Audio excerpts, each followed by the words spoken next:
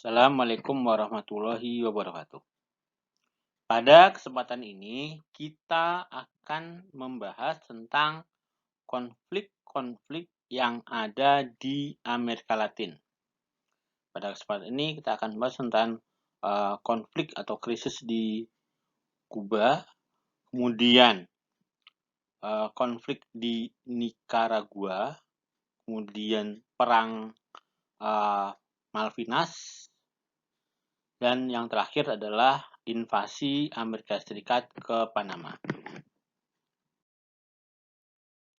Kita mulai dari krisis Kuba. Krisis Kuba itu bisa dibagi menjadi dua. Yang pertama, insiden Teluk Babi. Yang kedua adalah krisis misil Kuba. Insiden Teluk Babi diawali ketika Fidel Castro yang berpaham sosialis komunis berhasil mengkudeta Presiden Kuba Fulgencio Batista yang juga merupakan sekutu dari Amerika Serikat.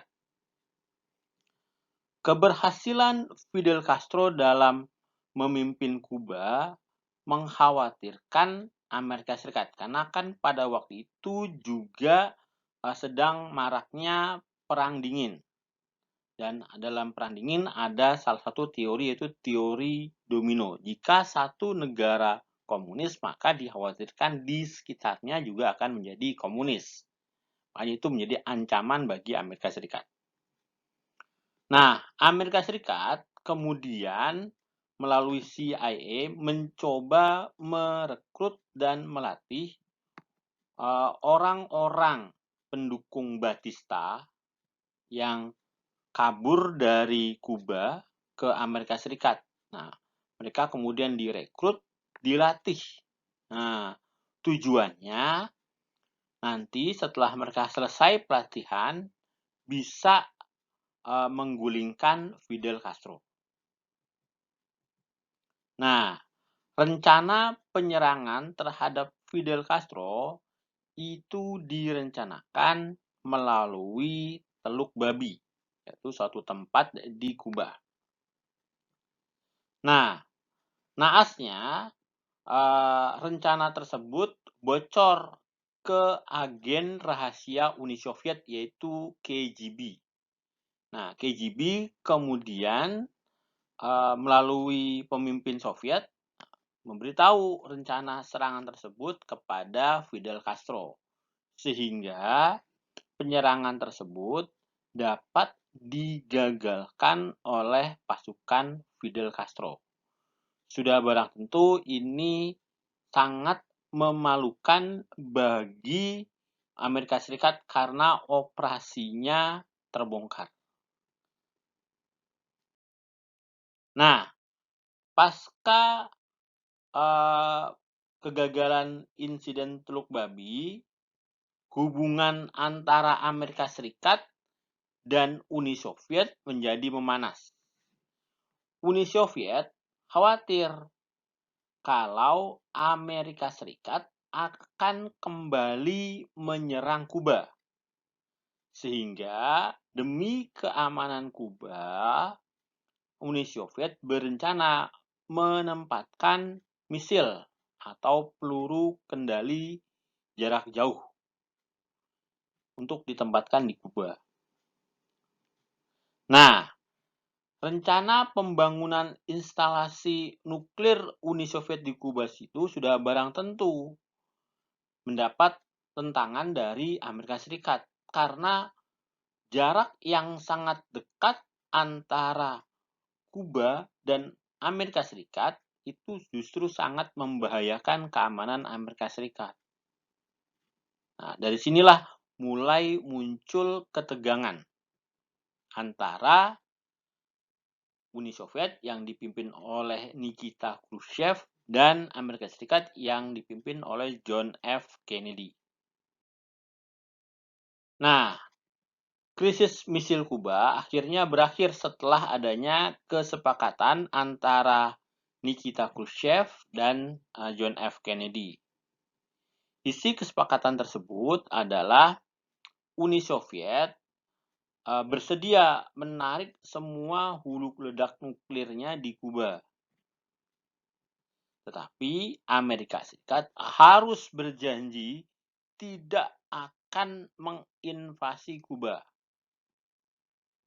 Dan Amerika Serikat juga diminta untuk menarik hulu ledak nuklirnya di negara Eropa seperti Turki dan Italia. Sehingga tidak menjadi ancaman bagi Uni Soviet. Oke, itu tentang krisis Kuba. Berikutnya kita lanjut ke konflik di Nicaragua. Sejak tahun 1933, Nicaragua dikuasai oleh seorang diktator, Anastasio Somoza Debayle. Nah, ketika Somoza menjadi presiden, itu lebih mementingkan dirinya sendiri. Jadi banyak dana-dana yang dikorupsi. Sehingga rakyat Nicaragua mengalami kemiskinan dan penderitaan. Nah, banyaknya rakyat Nicaragua yang mengalami kemiskinan dan penderitaan menyebabkan muncul berbagai pemberontakan untuk menentang pemerintahan Somoza. Nah, salah satunya adalah gerakan Frente de Liberación Nacional atau FLN. Nah, FLN dalam perkembangannya berubah menjadi Frente Sandinista de Liberación Nacional atau sering disebut sebagai Sandinista. Nah, pada bulan Februari tahun 1979, Sandinista kemudian membentuk organisasi koalisi dengan nama Frente Patrioso Nacional atau Front Patriotik Nasional. Nah, FPN kemudian melancarkan pemberontakan besar-besaran di Nicaragua. Nah, dampaknya Presiden Somoza berhasil digulingkan. Nah, kemudian setelah itu diadakan pemilihan umum. Nah, dalam pemilihan umum di tahun 1985, waktu itu dimenangkan oleh Sandinista. Nah, Daniel Ortega dilantik menjadi presiden Nicaragua. Selama kepemimpinan Partai Sandinista di bawah Daniel Ortega, itu banyak isu-isu yang berkembang. Nah, salah satunya adalah isu kalau Nicaragua akan menjadi negara komunis sama seperti Kuba. Nah, kemudian Amerika Serikat mendanai kelompok anti-Sandinista yang kemudian dikenal dengan nama Contra. Nah, selain itu, Amerika Serikat juga mengembargo ekonomi Nicaragua. Nah, dampak dari embargo Amerika tersebut, harga barang-barang menjadi melambung tinggi dan perekonomian Nicaragua memburuk. Nah, sudah barang tentu rakyat itu menjadi kurang tenang ketika berada di bawah kekuasaan Daniel Ortega dari Partai Sandinista ya. Jadi Sandinista pamornya menurun. Kemudian Contra dengan bantuan dana dari Amerika Serikat mengkampanyekan Partai UNO. Nah, dalam pemilu Di tahun 1990, UNO kemudian berhasil menang dan pemimpinnya, Violeta Chamorro, itu kemudian dilantik menjadi presiden. Nah, selepas itu Sandinista bukan bubar, masih tetap bertahan dan menjadi salah satu partai politik di Nicaragua. Nah, pada tahun 2006, Daniel Ortega terpilih sebagai presiden Nicaragua yang menandai kembalinya kiprah Sandinista sebagai partai politik yang berkuasa di Nicaragua. Hingga saat ini, Daniel Ortega masih menjadi presiden dari Nicaragua. Berikutnya kita akan bahas tentang Perang Falkland atau Perang Malvinas. Kepulauan Falkland adalah sebuah kepulauan yang berada di Laut Atlantik Selatan. Posisinya itu dekat sekali dengan wilayah Argentina. Tetapi Kepulauan Falkland itu sudah lama dimiliki oleh Inggris. Nah, sehingga kemudian terjadi sengketa. Sebenarnya siapa yang lebih berhak untuk menduduki Kepulauan Falkland? Karena toh Inggris sendiri juga kurang mengurusi lah. Nah, persengketaan antara Inggris dan Argentina ini dibawa ke forum internasional. Nah, kemudian perundingan di antara mereka itu berlangsung sangat alot. Nah, kemudian tiba-tiba pada bulan April 1982, penguasa Argentina Leopoldo Galtieri memerintahkan untuk menginvasi dan menduduki Kepulauan Falkland. Nah, waktu itu Galtieri berhitung tidak mungkin kalau Inggris akan mengirimkan pasukan untuk kepulauan yang sangat jauh dan kurang strategis hitung-hitungannya. Tetapi ternyata perhitungannya salah. Inggris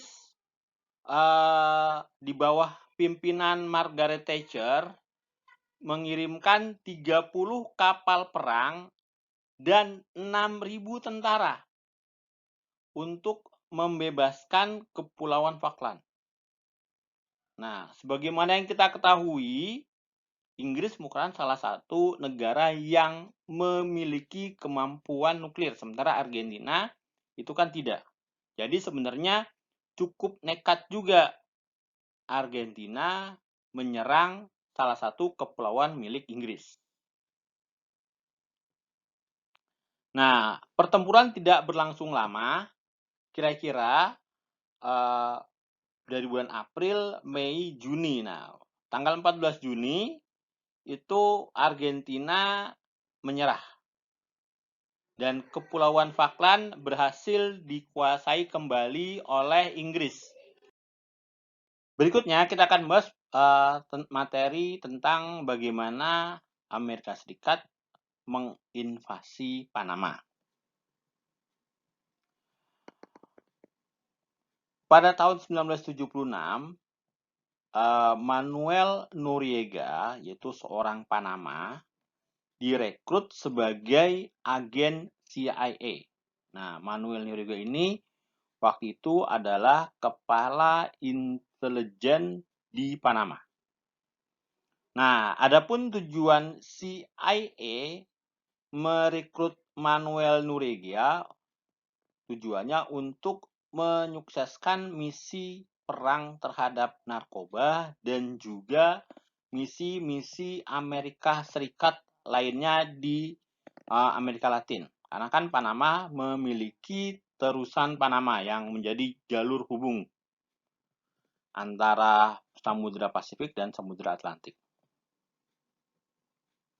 Nah, namun pada kenyataannya Noriega ini hanya berpura-pura saja menjalankan peran sebagai agen dari CIA. Nah, Manuel Noriega malah menjadi dalang utama di balik peredaran narkoba dari Panama ke Amerika Serikat.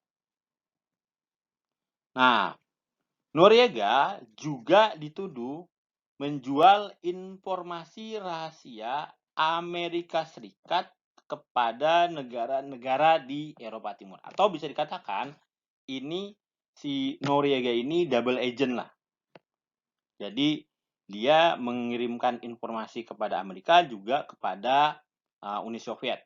Kira-kira seperti itu. Nah, pada tahun 1989, Manuel Noriega memanipulasi pemilihan presiden Panama. Nah, sehingga kemudian menimbulkan keresahan. Akhirnya Amerika Serikat pada tanggal 20 Desember 1989 memutuskan menggelar operasi Just Cause untuk menangkap Noriega.